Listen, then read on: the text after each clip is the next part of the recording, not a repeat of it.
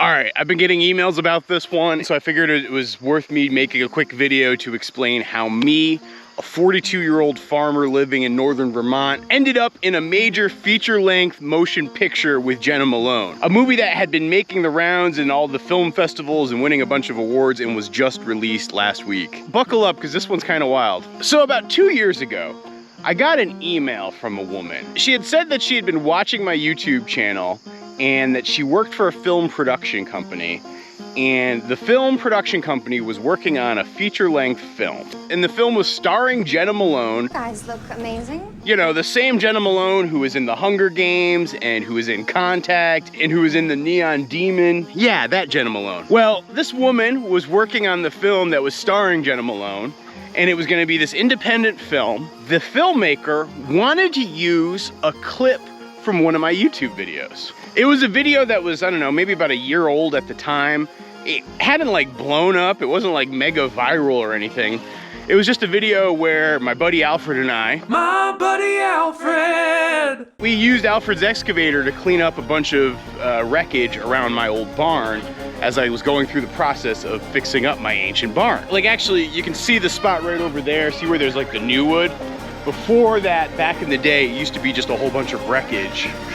And so we made this video about cleaning that up. You know, like I said, the video did okay, but it wasn't like it ever blew up or did anything crazy. But now here we were, about a year later, and this woman was emailing me about the potential of licensing my clip for a movie. I know, Abby, it was very exciting news to me at the time. You weren't even born, you know that, right? You were not even a puppy baby zygote. Oh, look at all these birds. They're going nuts this morning. How's everybody doing? That was kind of exciting news to me. Wow, what would happen if, like, I ended up in a major motion picture? That would be very exciting. But I will admit that my excitement at the time was tempered a little bit, because there's a certain dimension of it that, I don't know, I didn't quite trust. Chicken, what are you doing down here? You're supposed to be up there with all the other chickens. Come on. You see, the woman who wrote me from the film company, you know, based on her email signature, it seemed like she was based in Boston, and her email address was like something funky, like I think it was like actually even a Gmail. So I was a little bit suspicious too. You know, these days on average, I get about 25 offers a day from various companies who want me to market and advertise their products. Most of it's like total junk. But even back then, a couple of years ago, when this woman was writing to me, I was getting a fair amount of offers. And some of those offers were scam offers. Let's disconnect the electricity here. Good morning, cows. How's everybody doing? I gave them a slightly bigger grazing area today, so I want to let them eat some more of this down before I move them down to the next paddock. Yeah, Audrey, are you gonna let me pet you? Can I pet you, Audrey? Oh. It's funny that my cow Audrey here just let me pet her, because the movie that I'm going to be talking about is called Adopting Audrey. Even though it has nothing to do with that Audrey. In fact, that Audrey was named after Audrey from Little Shop of Horrors. That's why I call her Audrey 1. Because Audrey 2 was the plant. Feed me Seymour. Well, like I said, I was very suspicious of this woman's email address because it didn't seem like a real email address, or at least a real email address of somebody who works at a film company. Hey, Uncle Buck. How's it going? A lot of folks have noticed that Uncle Buck limps. Don't worry, guys. I've been well aware of it. He's been doing it for, I don't know, maybe about 6 months now. It's not Bumblefoot. I think he, like, broke his leg somehow. You know, it's unfortunate, but sometimes that happens. And he will be a rooster who goes off to the freezer later this fall. How are my other chickens doing? I got a couple girls laying eggs. Well, actually, she seems like she's laying eggs. She seems like she's gone broody still. I gotta fix that.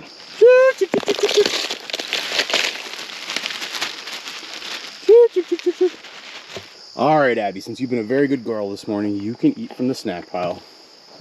Enjoy. Toby, if you want a bagel, I'll give you one too. Toby dog, come here. Take it, buddy. I was kind of wondering where all the chickens were. Apparently they went down that way to eat more cow pies. But now that they see that I've put some feed out, a whole bunch of them are coming back. Look what I got for you, girls. You're gonna be so happy. This makes me happy to make you happy. You know that, right? See what's there? Here, you deserve to be the first one to try it. Come on, girl. Got potato chips. Got old kale.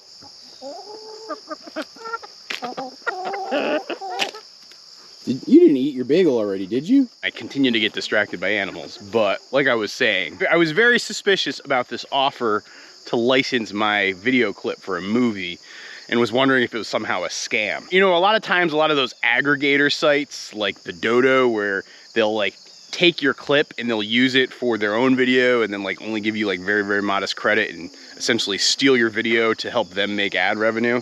I've always been very watchful of those things and reluctant to license my clips out in that way. And so I was kind of suspicious that this woman was working for one of those types of companies. And so I did a bunch of Googling and made a couple of phone calls, and I was very happily surprised to see that she was in fact legit.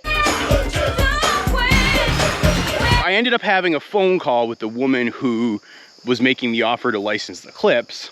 And she explained exactly what the movie was about. Specifically, what she said to me in her words was something along the lines of, it's a story about a woman who gets adopted by a German man. And I was like, you mean like a girl who gets adopted by a German man? And she's like, no, like a woman, like in her 30s. That's weird. The character, the main character played by Jena Malone, is really always looking at YouTube videos to help her figure out how to do a whole variety of things in life.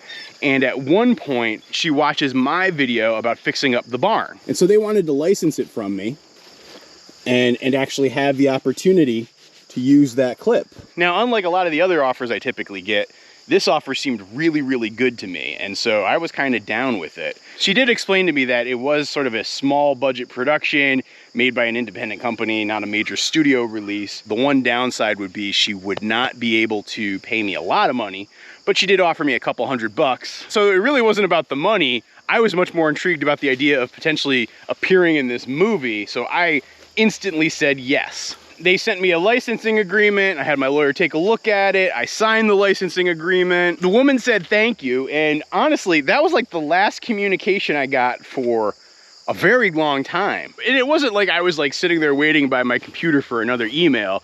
I kind of forgot about it myself. But then about a year ago, I got an email from a viewer, someone like you, who said she was just at a film festival and saw this movie with Jena Malone, and she could have sworn she heard my voice as one of the YouTube clips that this woman was watching in the movie. And when I got that email, I was kind of shocked and excited because I'm like, whoa, that's it. That's the movie. That's the one that they used my clip for. I'm so excited. And I went online and tried to track it down and see like, how could I watch this movie? But apparently I hadn't had a distributor yet, and it was still going through like the independent film festival circuit. They were working through kind of like the process that is the film business. And so the film was sort of still just floating out there, and I would have to be patient to see what happened. But because I got the email, I actually emailed the woman who had worked at the film company to ask her what she knew and if there was any way I could watch it. You know, what she told me was she was no longer working on that project, and she had no idea what was sort of going on with it. Did you see that? She let me scratch her. I'm trying to get Audrey to warm up to me. Oh, you're doing a good job, girl. And so my contact who licensed the clip, she had no idea about what the status of things was either. And so I got to admit, I sort of forgot about it again. I guess it was about 2 weeks ago, maybe 3 weeks ago. I got an email from a guy who said he worked for the production company, who had been working on this film, which had originally been titled Porcupine, but they'd now changed the name to Adopting Audrey. And he was now working on finalizing some of the elements for the international film rights and release of the film. And he needed to confirm that I had been paid the money from the licensing company in order to ensure that they had the rights that they needed to use the clip in international versions of the film. And he was like, yeah, it's gonna be out on August 26th. You can actually stream it through like Amazon or YouTube or iTunes. Now, August 26th rolls around and I download the movie from iTunes, and it's like a 90-minute movie, and I decided, all right, let me watch it. And I felt like I had two choices there. I had the very narcissistic way of looking at it, where I could be like, all right, let me just scan to find the part that I'm in because that's all I care about. Or I'm like, no, let me just sit down and actually enjoy this film, or at least see if I enjoy this film, and roll with it. Since I had a little time on Friday and it was a rainy afternoon, I ended up downloading it and sitting down on the couch and for the next 90 minutes, just kind of sat and watched the movie. And I gotta say, it was probably about somewhere at the 10-minute mark, I stopped being like constantly looking for like the scene that I was going to appear in, and just started to get sucked into the story. Because the story is actually a really good one. It's very human. It's really a character-driven thing, not plot-driven. You know, pretty much all the actors do a great job bringing these like quirky characters to life. And I really have to say, I really appreciated the storytelling style, because it was a very simple, stripped down movie. It really reminded me of like a lot of like the 2000s sort of indie films I used to love and watch all the time. It had a lot of that sort of vibe to it.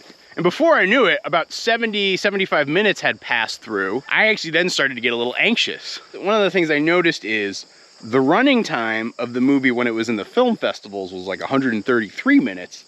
But the running time of the movie that I had downloaded was only 131 minutes. Somewhere between the film festival and the final release, they must have like cut out just a little bit of time. But I started to get anxious, because that's when I realized, wait a minute, you know, it wasn't like I was a featured actor or anything. They only paid a couple $100 to license the clip. It's not like it really mattered.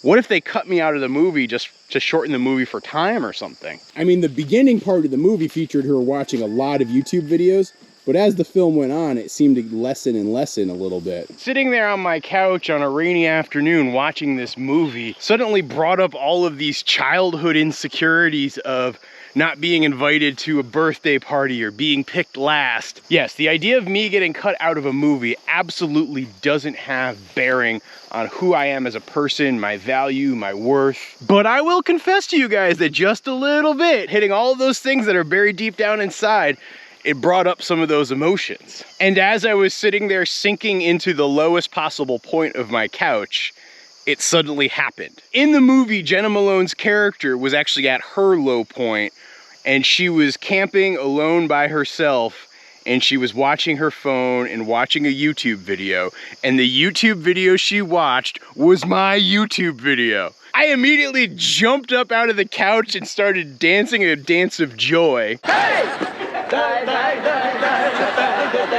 And all of those feelings of childhood trauma got locked down and tucked away to be explored on some future date when I'm sitting on my therapist's virtual couch. Yes, I am actually clearly in the movie Adopting Audrey. While you don't actually see me, you 100% hear me. I'm not gonna play the clip here because I feel like it would ruin the plot if I did. But I strongly suggest you go out and watch the movie. And the even funnier part is, after she watches the video, there's a point where Jena Malone's character references either me and Allison or me and Alfred. I'm not quite sure. I have some friends in Vermont who are... Their barn is needing some repairs. That to me was like the chef's kiss right there. So yeah, that is the story of how I ended up in the film Adopting Audrey. Definitely check it out. I'm definitely not quitting my day job here to go to Hollywood, but I don't know. I found it to be a very cool experience. Thanks for watching, everybody.